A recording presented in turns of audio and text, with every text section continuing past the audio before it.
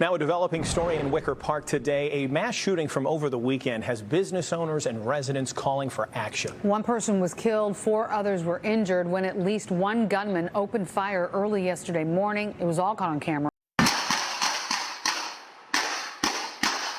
At least 8 rapid gunshots fired in Wicker Park early Sunday morning. That was just round 1.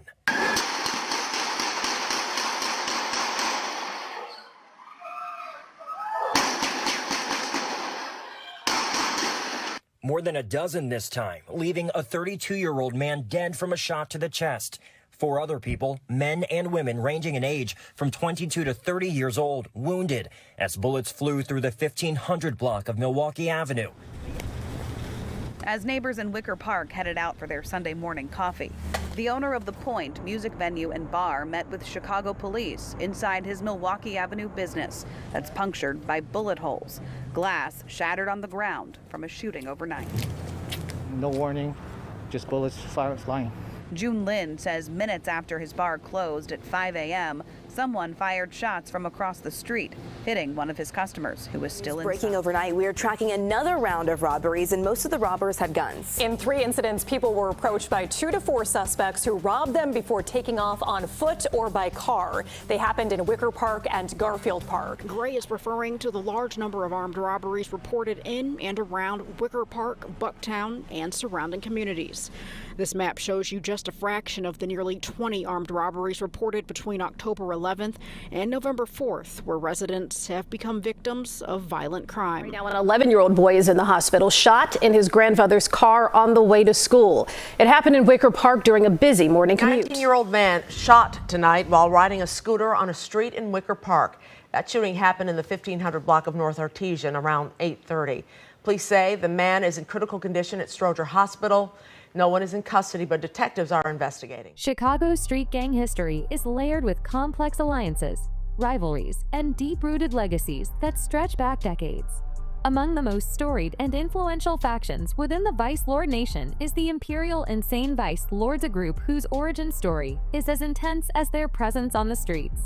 Emerging from the ashes of the Imperial Chaplains in the 1950s, the Imperial Insane Vice Lords carry a legacy shaped by resilience, brutal conflict, and territorial dominance. From North Lawndale to Austin, and from housing projects in Chicago to expansion across state lines, their rise mirrors the broader evolution of Black street organizations in America.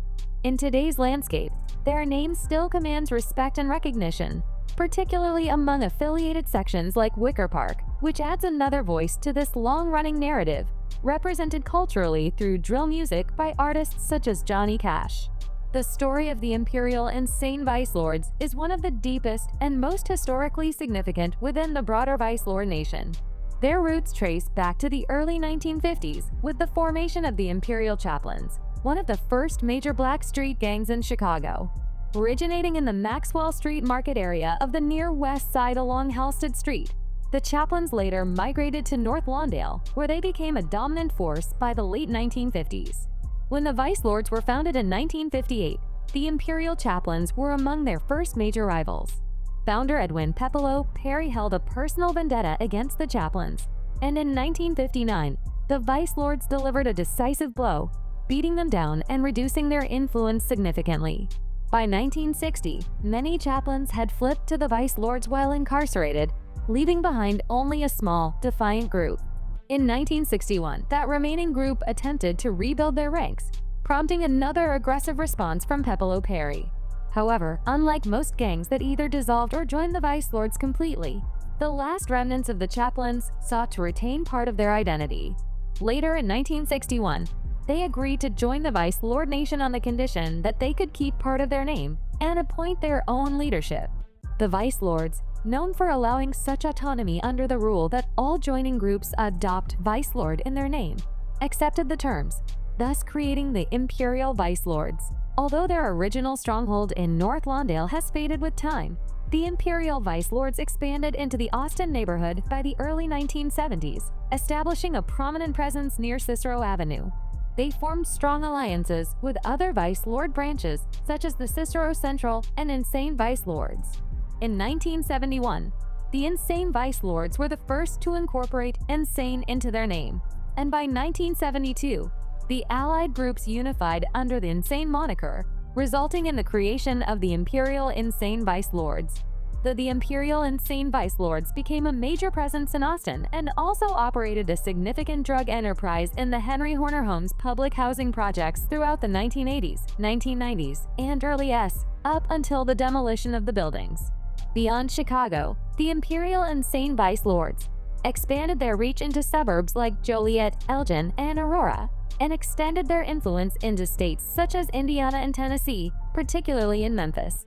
Today, the Imperial Insane Vice Lords remain one of the most prominent and influential factions within the Vice Lord Nation, with a history deeply intertwined with the origins, rivalries, and expansion of Black Street organizations in Chicago and beyond. Cooperation between Chicago police and the feds today resulting in 33 arrests, including the leaders of one powerful street gang, in what could be a blueprint for a citywide assault on all violent gangs. This really is a new phase of organized crime. The gangs and obviously the cartels are really what we're up against. Years ago, we used to pile drugs and money and guns on one side and use that as an indicator of our success. And they're still very, very important indicators. But the real scorecard should be how we disrupt and dismantle violent criminal organizations. To do it took the entire group, nearly a dozen different agencies and departments who gathered at police headquarters today to announce what they hope is the end of the Imperial Insane Vice Lords. They're pretty much crippled. This phase of the investigation, took the top shelf of their hierarchy. Nathaniel Hoskins, once regarded as the king of the Imperial Insane Vice Lords, rose to prominence as one of the most influential gang leaders in Chicago's recent history. A high-ranking figure within the Vice Lords organization, a gang with roots dating back to the 1950s, Hoskins commanded authority over a violent and organized criminal enterprise. Operating primarily in the city's west side, particularly the Humboldt Park neighborhood, Hoskins led a network of more than 250 members and orchestrated the group's drug trade through open-air drug markets. His leadership wasn't limited to directing drug sales. Hoskins also negotiated major drug purchases and personally delegated tasks to his subordinates to maintain Imperial Insane Vice Lords' dominance in the area. Violence under Hoskins' regime was systematic and retaliatory. One of the most defining moments of his leadership occurred in April 2011, when a suspected Four Corner Hustlers member, Marcus Hurley, was gunned down after exiting a convenience store. Hoskins had ordered Hurley's deletion in direct retaliation for an earlier attack on an Imperial Insane Vice Lords member, demonstrating his use of violence as a tool for maintaining control and instilling fear. Wiretapped phone calls revealed Hoskins boasting about the hit, indicating both pride and cold detachment from the bloodshed he orchestrated. This incident became a key part of the federal government's case against him. In 2013, following an extensive investigation by federal and local law enforcement, Hoskins and 32 associates were indicted on charges including racketeering, drug trafficking, and deletion. He was arrested at O'Hare International Airport while attempting to flee to Nevada.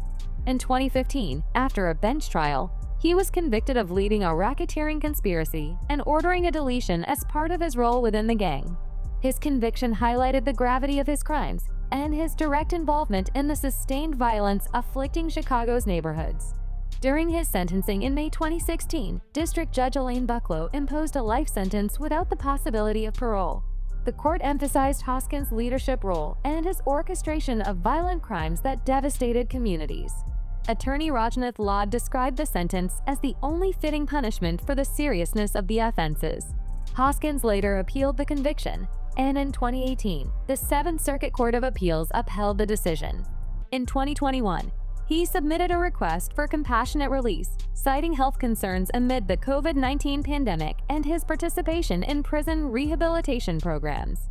However, the court denied his motion, affirming that the severity of his crimes warranted continued incarceration. Now my kind hell no, don't trust. Click up games, we don't do that. Blood ties when you get blue at. Lot on my side, lot on the stride. You know how I route that Glock on my side. Look on the ride like 16 side. Wicker Park is a Vice Lord affiliated section recognized both for its street presence and its growing influence in Chicago's underground music scene.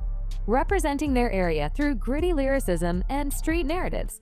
Wicker Park is notably associated with rapper Johnny Cash, whose music reflects the experiences and challenges of life in the city's west side.